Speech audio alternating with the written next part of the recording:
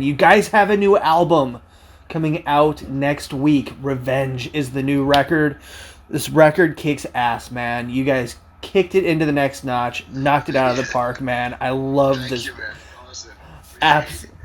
Absolutely love this record, man. The last record, Reborn, was kind of the beginning of the Warkings story. It really kind of, from what I understand, told the story of you guys died in battle, went to Valhalla. Odin told you to come back to Earth, kill Yeah. bad metal, and rock the world. Basically, this record though, Revenge. What is the story? How did you guys want to continue that story with this Yeah, record? I mean, it's like you said, we came back, and we left Valhalla, and we left the underworld. We're not dead anymore, so all those lords of hell and the underworld, the demons and devils down there, they got really pissed.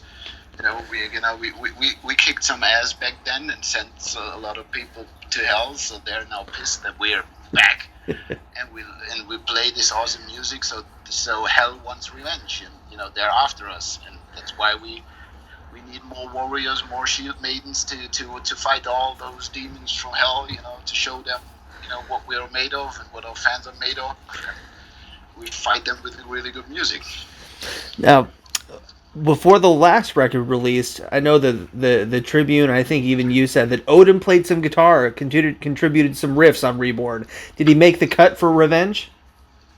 Yeah, he had some ideas here and then, but this time we were more confident about what we want to do. So he just had some ideas about some songs and stuff. He didn't contribute like with some riffs or something like that. So that was on the last one. So this time it's just the four Warkings who made it possible. Now, this record, it feels a lot more dynamic. It's more powerful. The guitar work is stronger, more power metal. Your bass work is heavier, more tight. What did you want to take from the last record musically, and how did you want to expand and build on that with this record? Yeah. You just said it before. The first one, it was just the four of us, just okay, let's do this, let's write some awesome songs, tell these stories, and do this. And then we went out, we toured, we played a couple of tours, we played a lot of big festivals, and we got that energy and that power from the fans singing our songs, and the dynamics you have on a concert. And that was one goal. We wanted to put that into the music, and we wanted to capture that energy. And on the other hand, we tried to to make it a little bit more atmospheric, to spice things a little bit more up, so that not only that you just listen to the music and what's gonna happen in the song. Not only if you read the title, okay, this is a song about this, and you listen to the music and you know what's happening. And that's what we wanted to do. We wanted to give the instruments more room, but still in the end it's heavy metal. So Yeah. so we want heavy guitars. That's what we want. No flashy keyboards or something like that. Just guitar straight in your face, and I think it worked really good. Yeah, and with the roles that you guys each have and that you had in your past lives, you've got a Tribune, a Crusader, a Viking, a Spartan. How hard is it to balance all of to kind of come together with every different people, different things you did in your past lives? And who's the hardest one, personality wise, to kind of rein in and be like, we're that's our we're in a band, but Yeah, you know what I mean? it's like you said. It's like it mostly ends in a fist fight, Yeah. and then we realize we're already dead. We cannot hurt each other, and then it's four strong personalities, and everybody wants to have the part of the song. So it's a lot of drinking and arguing and shouting and yeah, it mostly ends that three of us are more drunk than one, and then he wins and he gets the song. So yeah, but it's like crazy personalities. We have like the Tribune, who's like always telling us that he's a Roman general, and he's so educated, and that the Roman legions never got defeated, which is wrong. But and we always tell him, and then we have a guy like the Spartan who trains all the time. That's why we told him to play drums, so he can hit stuff without killing people. That's smart. Yeah, but on the other hand, it's quite fun. It's like how we create music. We come together, we sit together, and then we throw ideas around, and then the song happens. Nice. And with yourself being a Viking, though, one thing that I've always wanted to ask is, being a real life Viking, how do you feel about the portrayal of Vikings when it comes to, the media and like fantasy TV shows or movies? How accurate do we have it as far as what it's really like to be a Viking? Or are we so far off that it's just, you can't even watch that stuff? There's yeah, it's like if you look at modern media and how they show Vikings and that, yeah, it got better. Okay. It got better. It's not like first of all, like, there's one big misconception. I do it myself now on the new record, but was just like to show the people I know it is like Vikings never had horns on their helmet in real life. We had horns, but just for special occasions, like if we have like on a special day like midsummer or something like that, and it was like a king fest or a Viking party, then we had helmets with horns, but never in battle, like never that they showed us, that that it is, but it got better, and it got better. There's some cool stuff out there that shows more of a Viking lifestyle. Like, it's not every Viking was a warrior. Right. We were farmers and hunters and all that stuff, and then the funny thing is, if you look around now, everybody's talking about equality and feminism and all that stuff. We had that. We had our shield maidens, our women, they fought with us, next to us in battle, side by side with us. So how more equal can you get than fight with your own wife in a battle? No, that's awesome. Fight your wife, don't fight with your We've all fought with our wives. We've all fought our wives, but and it gets a little bit like dangerous, because if she knows how to throw an axe, that's like, so that's maybe better. Do not fight with a Viking wife. Right. One song that I absolutely love is "Mirror Mirror." That might be my favorite song on this record. Awesome. Yes, that song gets me pumped. I don't think I'm going to be able to listen to that while I'm driving, because I'm pretty sure I'm going to get pulled over. That song kicks ass, man. Where does that song come from? What can you tell me a little bit about that song in particular? Yeah, that is like that we sat together, and like I said before, we all died in battle, so we all had that.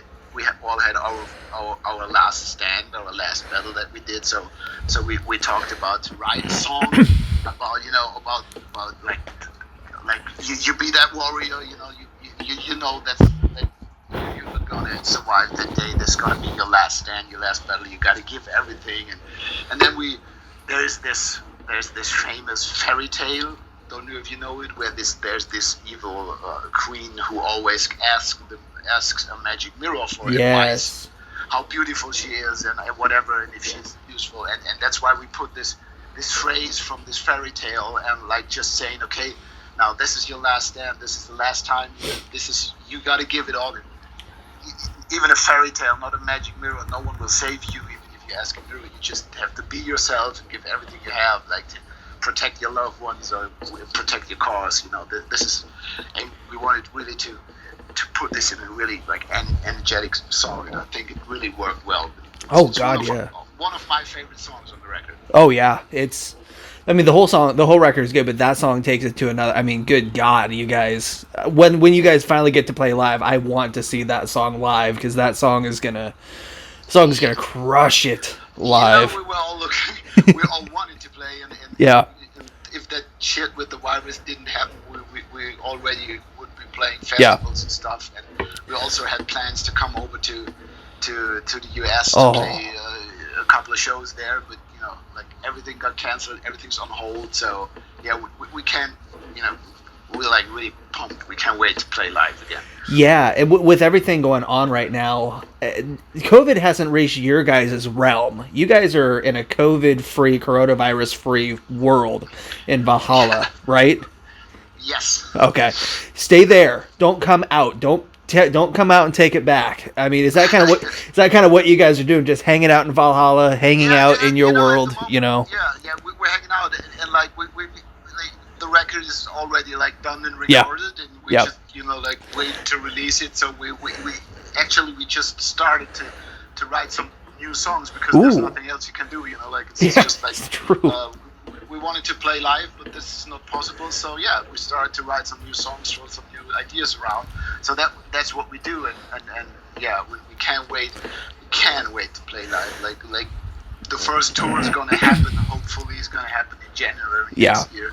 But like actually, nobody can really say if it's gonna happen. You don't know. Right. You don't know how that. Whatever happens with it, like the different countries, different rules, different governments change the rules, so you don't know. So when it comes, I mean, with your last record, it was a regular record release. You guys were able to go out and tour, promote it properly. How do you guys handle promoting a record that's releasing mid global pandemic? It's not an inter-realm pandemic yet. You guys are safe, but us here, us mortals, are like fucked right now. Yeah, man. I mean, you have to, like when we recorded the record, we luckily recorded and we shot the videos that was gonna come. We did everything before this pandemic really started to grow, and then all the lockdowns everywhere is starting to come up. So you just have to adapt. We're trying trying to do interviews. Trying to make short videos and all that stuff. It's but I think it's like for everyone, it's the same. Like all the bands are sitting around, whether it's in Valhalla or wherever, and the fans are sitting at home. Yeah. And luckily we have this stuff, internet and social media, so you can like connect with your fans and talk to them and do stuff. And we were also talking about maybe doing a couple of like these online streaming shows in autumn. Let's see what happens. Nice. Yeah, I just got like a couple of days ago. It's just our booking agency called and they said there's maybe one festival happening in September that where the promoters tried, and it looks like they get it through. But, so there will be maybe one show we're gonna play this year, and then we already talked about recording this and maybe put it on YouTube for everybody to see it. Like just for free, everybody can see it because there's a lot of people who can't go out.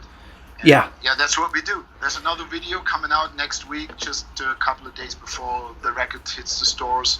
So we're looking forward to this, and yeah. That's awesome. And especially with you guys, a lot of people are still kind of discovering you guys. This is album number 2 for you guys. So, a lot of people are wanting to see you guys live because we haven't had a chance to yet. And I'm ready to see you guys live. Like I said before, the first record that came out in November 2018. Yeah. And then we went straight on the European tour in January. And we didn't know what to expect, we didn't really know what to expect. And especially we played with a Swedish band called Amaranth. Yes. And I love the music, I love the guys, but it's like more like a modern sound what they do. So we didn't know, how, did we get accepted or how. And then, it was just awesome from the first show on. Everybody was singing and screaming and shouting, and it was awesome. And then the festivals in Europe, we played Warkings, which is the biggest one in the world. And and now, and we tried, wanted to do. We had a lot of festivals this summer. We had we were talking about it, like I said before, we were talking about coming over. There's a festival, I think it's in Atlanta, which is a bigger one in the US, and we were talking about that, but shit happens. Yeah. So next year hopefully is the year, and then we're gonna come and play everywhere where we have electricity. We can plug in our guitars. We're gonna play a Yes. show. And if not, you can do it acoustically, you know? So, I mean, Fuck acoustic. We're gonna burn the guitars. You know, like fuck that. We're heavy metal. You know, I like love it. Everybody's doing like unplugged. I mean, it's okay, but we're not an unplugged band. Gotcha.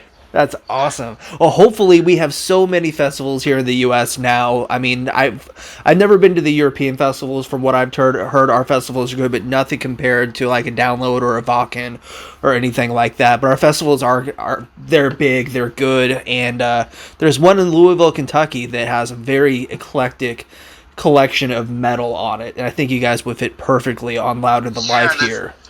That's awesome, man. Yeah. I mean, like I said, we talked with our booking agency Yeah. and our management, and then there were some possibilities, but then the virus happened. And Yeah. Let's see what it is.